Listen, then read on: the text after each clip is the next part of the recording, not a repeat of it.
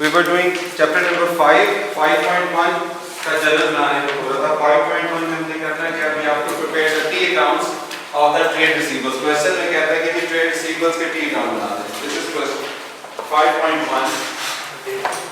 तो हमारे पास general transactions दी गई है। जनरल ट्रांजैक्शंस में हमारे पास है enter the following items in the appropriate debtors account. We just have to prepare debtors account हमने सिर्फ डेटर्स यानी कि ट्रेड रिसीवेबल्स के अकाउंट बनाने हैं, ठीक है।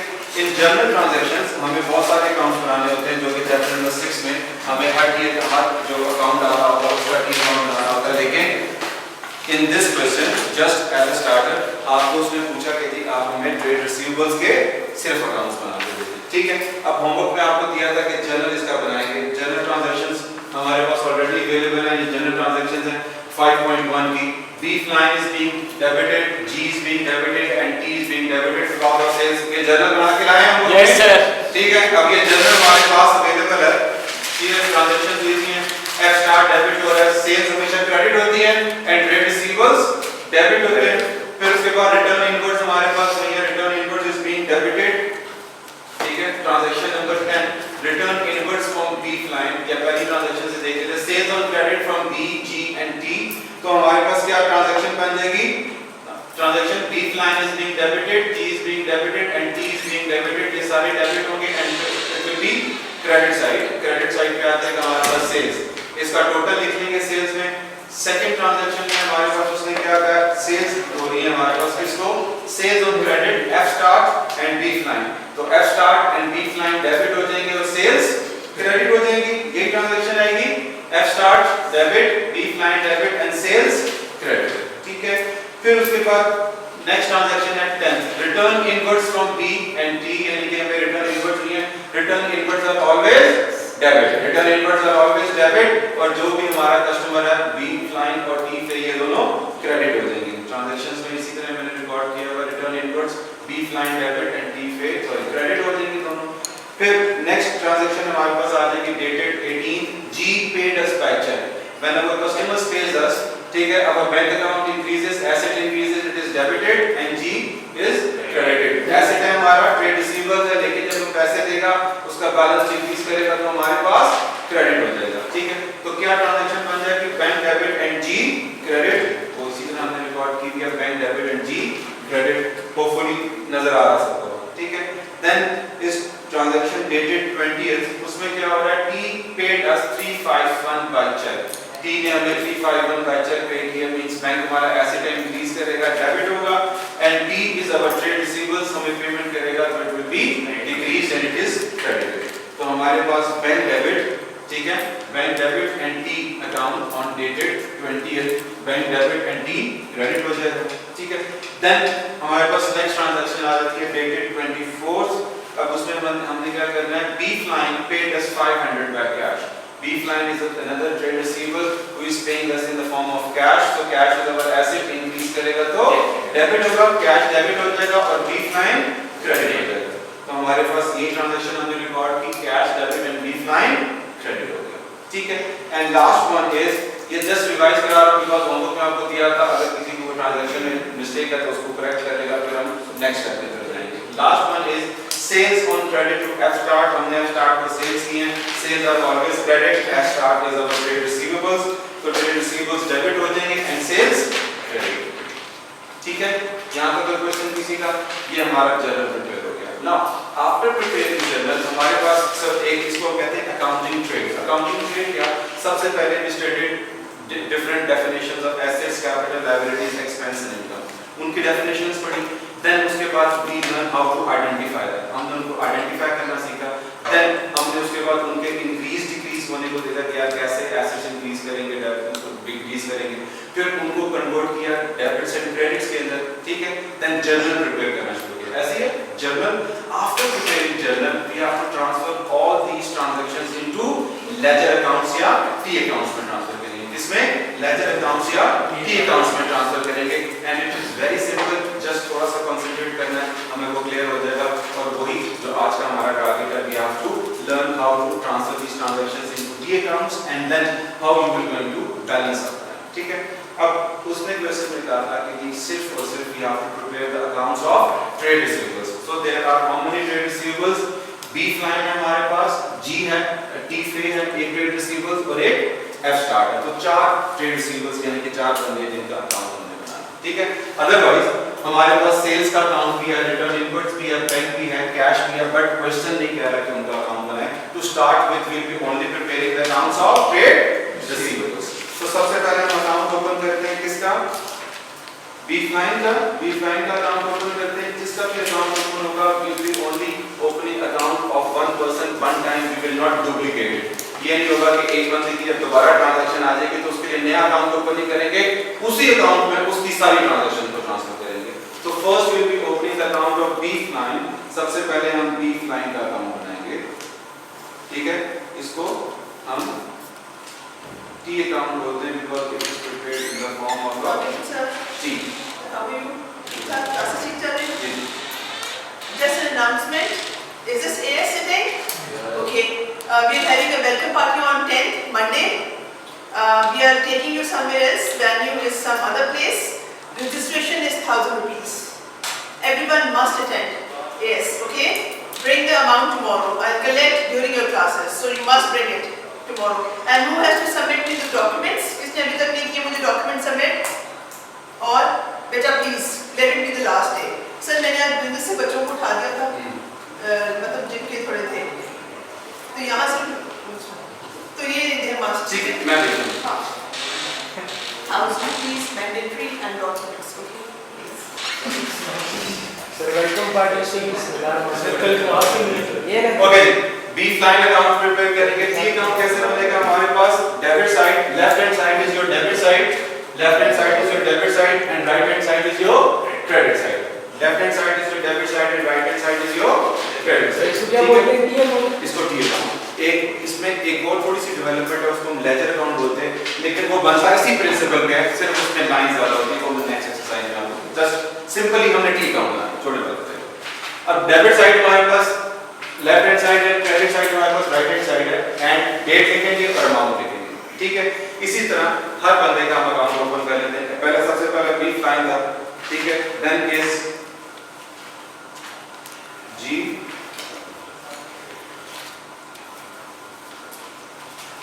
Then is T,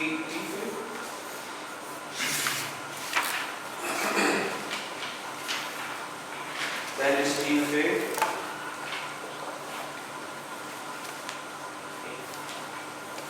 and last is इसी तरह debit side, credit side, dollar sign आ जाएगा और डेट आ जाएगी व्हिच इज 2006 आई थिंक 8 6 है।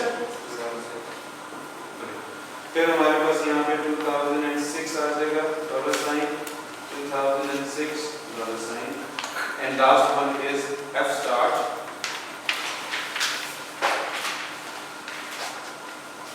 Debit side, credit side 2006 date, 2006 date, this is debit and this is credit, simple, nothing complex है, ठीक है। अब ट्रांजैक्शंस को पोस्ट करते हैं। ट्रांजैक्शंस आपके पास भी हैं। सबसे पहले मैं ट्रांजैक्शन ओपन करता हूँ। अब वो क्या कहता है हमारे पास, ओके नाउ बी हम क्या कहेंगे, जिस अकाउंट को, जिसकी अकाउंट में ट्रांजैक्शन करने के लिए आप प्रोसीजर, उसकी ट्रांजैक्शन किस साइड पे आ रही है, ठीक है। डेबिट में आ रही है, क्रेडिट में आ रही है। जिस अकाउंट को डेबिट में लिखा हुआ है टी अकाउंट में भी वो डेबिट में जाएगा, जिसको क्रेडिट में लिखा हुआ है वो टी अकाउंट में भी क्रेडिट में जाएगा। फॉर एग्जांपल सबसे पहले ट्रांजैक्शन पोस्ट करते हैं।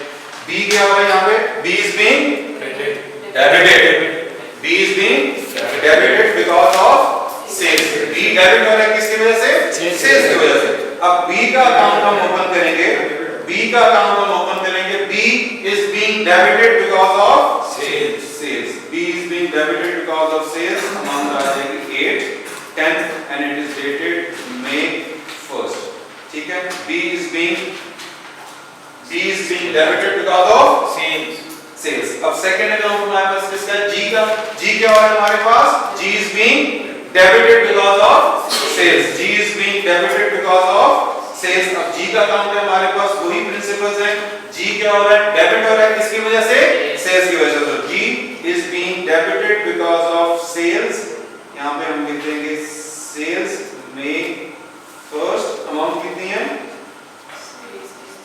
नहीं जी 763, तो 763 इसकी अमाउंट आ जाएगी। ठीक है, जो ट्रांजैक्शन में डेबिट है वो अपने अकाउंट में भी डेबिट होगा, लेकिन नाम किसका लिखना है, दूसरे अकाउंट का लिखना है। ठीक है, अब हमारे पास एक छोटी सी चीज मुझे टोटल करके बताएं, 810 plus 763 plus 392 1965. 1965। Yes.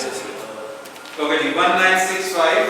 अब अक्सर बच्चे यहाँ पे ये भी मिस्टेक कर सकते हैं कि यार हमने जो ट्रांजैक्शन रिकॉर्ड की है उसका आपने उसकी कंपैरेटिव अमाउंट लिखनी है, उसका टोटल नहीं लिखना आपको। ठीक है, हमने उसकी कंपैरेटिव अमाउंट लिखनी है जो उसके सामने लिखी हुई है, उसके टोटल को ट्रांसफर नहीं करना। सो B is being debited वो भी हो गया and G is being debited उसको भी पोस्ट कर दिया। Now the third transaction is T is being debited because of sales. So T is being credited because of sales. T का account में हमारे पास ओपन है, T is being debited because of sales dated May 1st, amount क्या है 392, ये हमारे पास amount है। ठीक है, जो डेबिट में है वो अपने अकाउंट में भी डेबिट में है। ठीक है, फिर सेल्स का अकाउंट हमने नहीं बनाना, हम नेक्स्ट ट्रांजैक्शन पे जाएंगे। क्या हमारे पास next transaction F start is being debited because of sales, तो हम क्या करेंगे, F start के अकाउंट में किस साइड पे लिखेंगे उसको, डेबिट साइड पे। शाबाश, वेरी गुड। हम F start को उसको किस अकाउंट में लिखेंगे, May 4th। ठीक है, May 4th F start is being debited because of sales, amount आ जाएगी 480।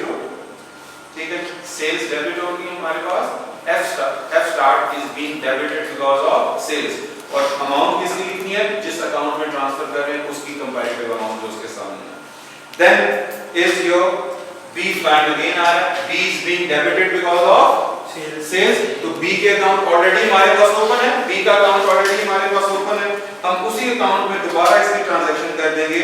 B is being debited because of sales, तो B is being debited because of sales, May 4th, amount कितनी आ जाएगी 134, हमारे पास सेल्स की amount आ जाएगी।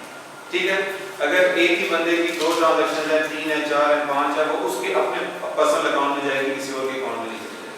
समझ आ रही है बात की, क्लियर? फिर नेक्स्ट ट्रांजैक्शन पर चले जाते हैं। नेक्स्ट है हमारे पास रिटर्न इनवर्ड्स डेबिट हो रहा है, B लाइन क्रेडिट हो रहा है और T पे भी क्रेडिट हो रहा है। Now we have to transfer the transaction in B lines account. B line is being credited over here, very good। B line is being credited because of return inwards। शाबाश, अब हम B line के account में क्या करेंगे, B line is being credited because of return inwards। B line को हम credit करेंगे, B line is being credited because of return inwards। ठीक है, समझ में आ रही है यहाँ तक बात? जो जिस अकाउंट में आ रहा है, ठीक है, उसको उसी साइड पे लिखना है। हमारे पास आ जाएगी May 10th, अमाउंट कितनी है हमारे पास, रिटर्न इनवर्ड्स 93। ठीक है, तो हमारे पास B लाइन के अकाउंट में रिटर्न इनवर्ड्स की अमाउंट कितनी आ जाएगी 93। क्लियर हो गया? देन दूसरा अकाउंट हमारे पास कौन सा क्रेडिट हो रहा है, T fail is being credited because of return inwards। so T is being credited because of return inwards, तो T के अकाउंट में क्या कर देंगे, T is being credited because of return inwards, तो क्रेडिट साइड पे आ जाएगा return inwards।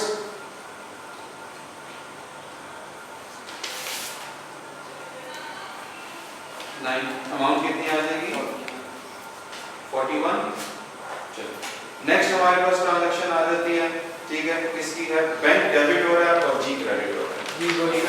ठीक है, जितनी भी ट्रांजैक्शंस हैं उनको विजिबिलिटी देखना है कि you are posting all the transactions, कोई ऐसी ट्रांजैक्शन जो है वो पोस्टिंग से रहना चाहिए। ठीक, नाउ बैंक डेबिट हो रहा है, G is being credited। Now G is being credited because of bank। Now in G's account we'll be putting that transaction on the credit side। G का अकाउंट है हमारे पास, G is being credited because of bank, तो G के account में credit side पे लिख देंगे bank and 763 और हम डेट है हमारे पास 2080।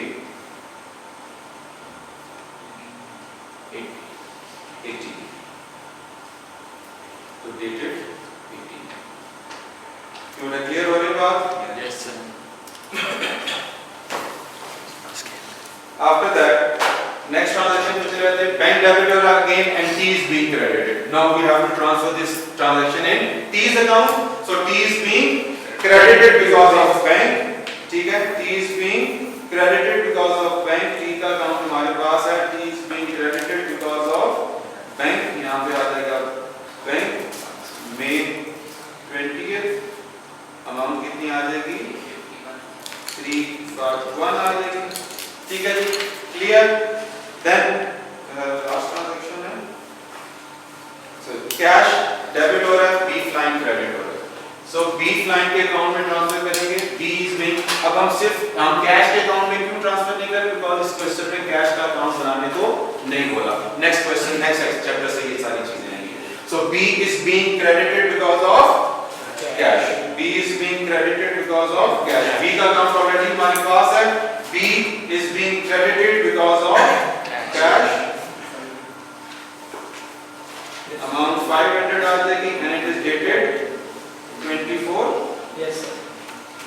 Then last transaction हमारे पास है F start is being debited because of sales. F start debit होगा किसकी वजह से?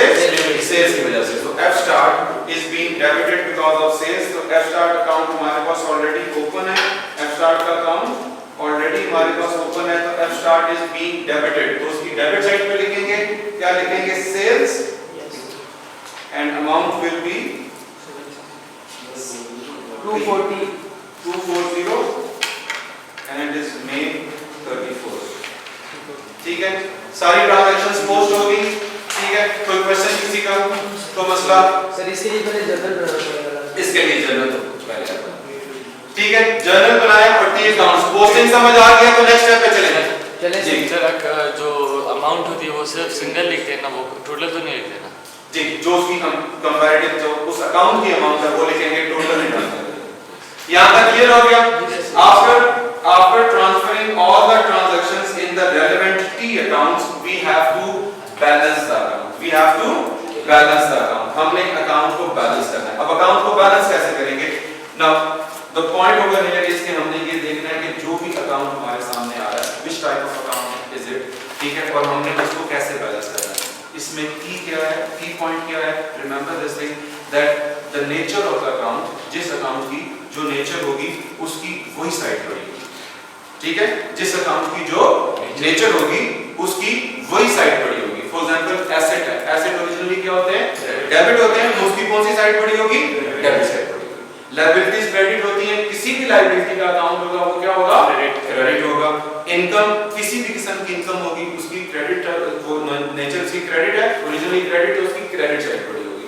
तो जो अकाउंट की नेचर है उसकी वही साइड फिगर साइड होगी. ठीक है, तो सबसे पहले तो हमने ये आइडेंटिफाई करना, बिकॉज़ अब इसमें तो 2-3 ट्रांजैक्शन है. अगर ज्यादा ट्रांजैक्शन होंगी तो हमने पहले टोटल करके तो नहीं देखेंगे, तो पहले पता होना चाहिए कौन सी साइड पड़ी है. नाउ बी फ्लाइंग क्या है हमारा?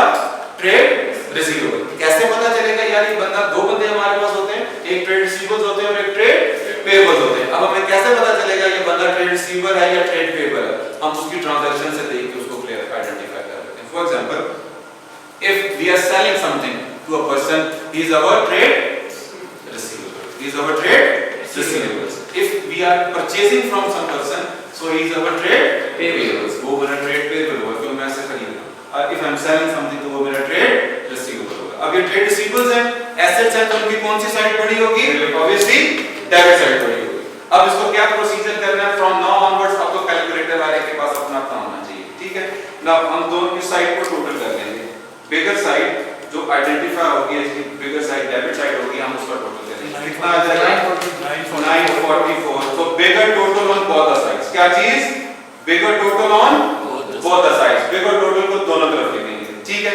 And then we will subtract the shorter side. 944 में से शॉर्टर साइड को माइनस कर देंगे. तो 944 minus 93 minus 500 will be 351. 351 is our C/D. इसको क्या कहेंगे? Carried down. क्या कहेंगे? Carried down. Carried down का मतलब है ये बैलेंस मैंने उतारा, इसका carried down किया. ठीक है? And this balance which we have carried down will become brought down for the next period. ये next period के लिए brought down बन जाएगा और opposite side पे चला जाएगा which is 3, 5, 1. दोबारा सुने ध्यान से, हमें पता चला B line is a trade receivable. Trade receivables debit होते हैं तो कौन सी साइड पड़ी हुई? Debit side. Clear? Debit side को total किया and total on both the sides. और total हमेशा एक ही line में लिखना है. Total हमेशा एक ही line. Total हमेशा एक line. Then we will subtract the shorter side. Shorter side subtract करेंगे. The balance will be termed as your carried down. C/D is your carried down. And then this balance जो carried down है, इसी को हमने opposite side पे brought down बना लेना. Because मैंने trade receivables हैं, ये बंदा है B line, उसको मैंने sales की, उसने कुछ मुझे returns की, कुछ पैसे दिए. अब उसका जो balance है कि how much the amount he owed to me is 351. ये उस account का balance है जो मेरे पास बचा है. इसलिए मैं इसको debit side से लिख दूंगा. ठीक है, total का कोई नाम नहीं है. carried down total से पहले और brought down total के बाद में होगा. ठीक है, इसको गड़बड़ नहीं करना. अक्सर बच्चे brought down इधर लिख रहे हैं, carried down इधर लिख रहे हैं, total किधर कर रहे हैं. तो total should be in single line, same line, and total से पहले carried down और total के बाद total से पहले carried down और total के बाद brought down. Then next account पे जाते हैं. समझ आ रही है बेटा? Yes, yes. Then move on to the next account, G account. अब G हमारे पास D trade receivable है क्योंकि सेल्स कर रहे हैं. अब bigger side इसकी डेबिट है, वही टोटल दोनों तरफ आ जाएगा. But we can see कि इसका दोनों तरफ एक ही फिगर है, तो इसका मतलब है 763. There is nothing balance in it. इसका कोई बैलेंस नहीं. जितने इसने पैसे देने थे उसने दे दिए, काम खत्म. No balance. ये क्रेडिट होगा डेबिट होगा? ट्रेड रिसीवेबल है ना, डेबिट है ना. सारे जो ट्रेड रिसीवेबल्स है वो तो डेबिट है. ठीक है, हमने टोटल लिखा दोनों तरफ, पता चला इसका तो बैलेंस ही कोई नहीं है. ये बस टोटल लिख के इसको छोड़ देंगे. टोटल लिख के इसको छोड़ देंगे. ठीक है. Then we'll move on to T. T भी हमारा ट्रेड रिसीवेबल्स है, हम उसको सेल्स कर रहे हैं. नाउ T का टोटल करेंगे, हमारे पास कितना आ जाएगा? 392. वो side Bigger total on both the sides. Now 392 में से जब shorter side minus की 41 and 351 पे realized कि इसका भी टोटल बराबर हो गया, तो इसका मतलब है नो बैलेंस. टोटल हो गया. ठीक है, नो बैलेंस है, इसका टोटल हो गया. जिसमें डिफरेंस होगा उसमें बैलेंस नहीं होगा. And last one is F start. अब F start भी हमारा ट्रेड रिसीवेबल है. अब ट्रेड रिसीवेबल्स हमारा डेबिट होता है, इसकी कौन सी साइड पड़ी होगी? Debit side. Will add the debit. ठीक है, 720. अब 720 शॉर्टर साइड पे कोई बैलेंस नहीं है. 720 माइनस 0 समझे इज 720. तो कैरी डाउन कितना आ जाएगा? 720 and carry down will become brought down 720 for the next. 720 for the next. ठीक है. So जनरल ट्रांजैक्शंस रिकॉर्ड से देन ट्रांसफर किया. जनरल ट्रांजैक्शंस को हमने T अकाउंट्स के अंदर and then after transferring these transaction into T accounts we balance the account. हमने balance किया. ठीक है, T अकाउंट को बैलेंस किया. नेचर जिस अकाउंट की जो नेचर होगी उसकी वही साइड बिगर साइड होगी. Bigger total on both the sides. Shorter side में से उसको माइनस करेंगे. We will get the balance. Carry down and brought down. Carry down and brought down. किसी का कोई क्वेश्चन इसमें सो फार? ठीक है, आपको 5.2 करने को दी हुई थी एक्सरसाइज जनरल. अब मैंने आपको बताया था कि 5.1 का जनरल बनाएंगे, then we will leave 2 pages. तो एक पेज पे ये करेंगे और एक और जो नेक्स्ट पेज होगा उसमें मैंने से जो नेक्स्ट स्टेप है वो मैंने कराना. आप अभी 5.2 जो है उसको उसके ठीक पहुंचेंगे. इससे आगे 2 पेज छोड़ने को जो बोला था उसमें एक पेज पे ये काम है और नेक्स्ट पेज अभी मैंने नेक्स्ट आपको. ठीक है.